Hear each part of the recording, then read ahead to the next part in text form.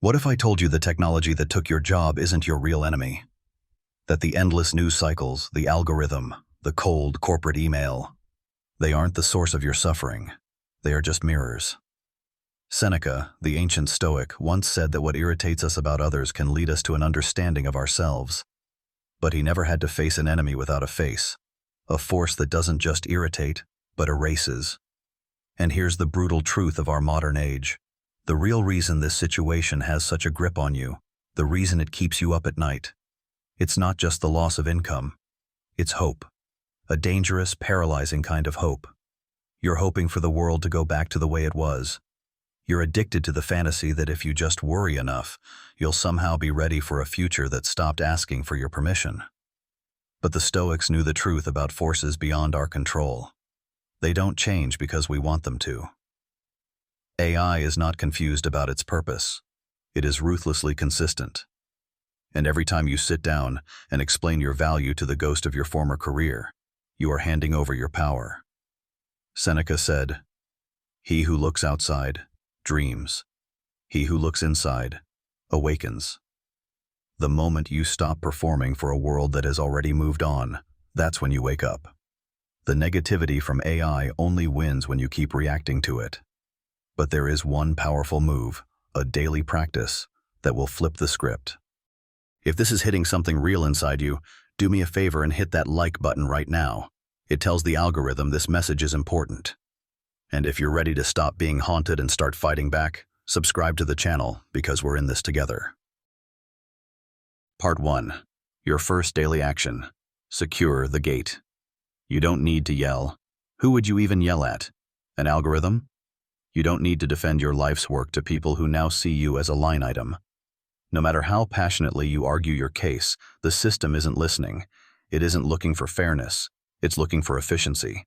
Every time you respond with anger, every time you over-explain, you feed a cycle that leaves you drained.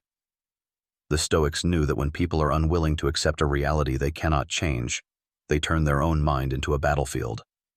You end up becoming the emotional dumping ground for society's anxieties about the future.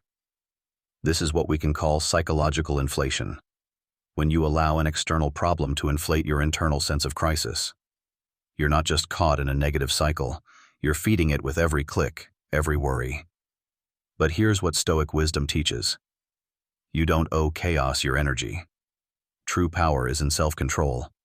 It's the conscious, daily decision to protect your mental space. So here is your first daily action. I call it securing the gate.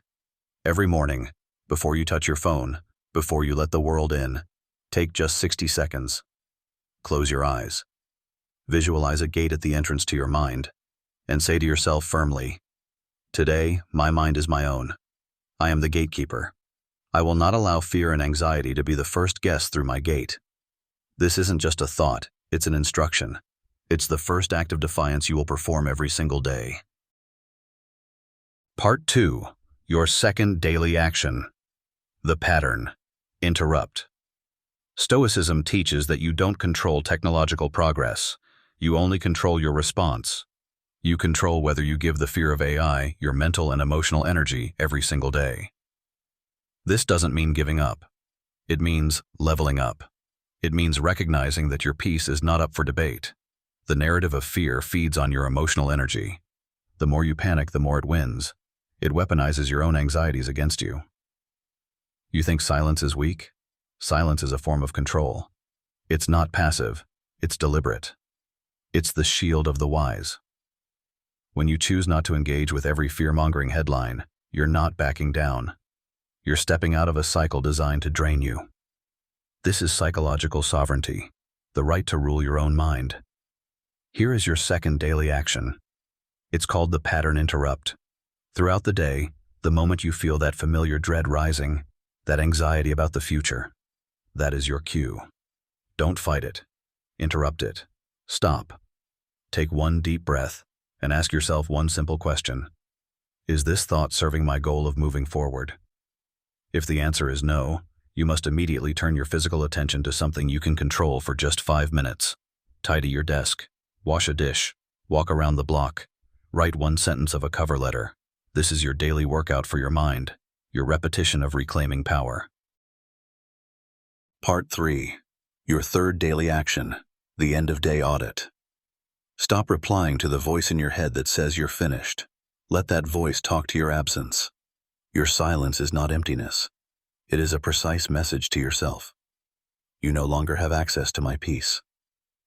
In a world demanding your fear, this is an act of rebellion. That's why your internal silence is so disruptive to the narrative of fear. It can't manipulate what you don't engage with. You don't owe anything access to your mind just because it's been there before. Emotional access is a privilege you grant.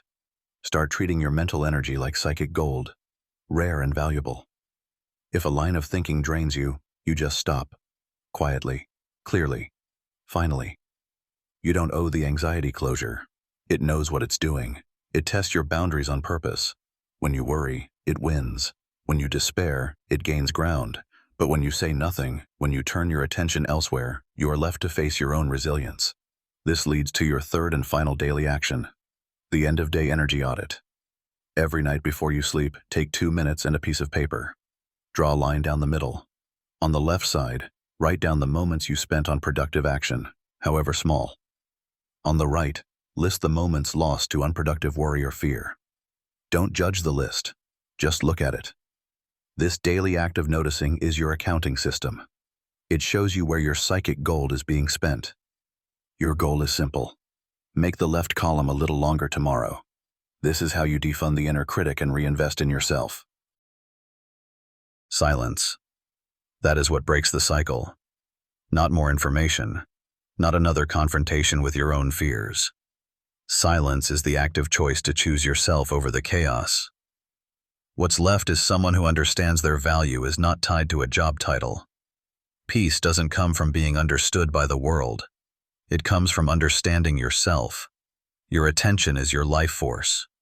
Where it flows, your emotional power follows. The narrative of AI does not deserve to flow through your inner world anymore. Your silence isn't the end of your strength. It's the beginning of your freedom. It's the daily practice of knowing your worth so deeply you no longer argue with a world committed to misunderstanding you. When you go quiet, you don't disappear. You rise. The fear of AI doesn't fear confrontation. It fears irrelevance in your life. The moment you stop reacting, it loses all power over you. So, let's make a commitment. Choose peace today. In the comments below, tell us which one of the 3 daily actions you will start with tomorrow. 1. Secure the gate. 2. The pattern. Interrupt. Or 3. The energy audit. Writing it down makes it real. Let's hold each other accountable. Like this video if you feel stronger now than you did 10 minutes ago, and subscribe for more practical strategies to master your mind in this new era. Your fight is our fight.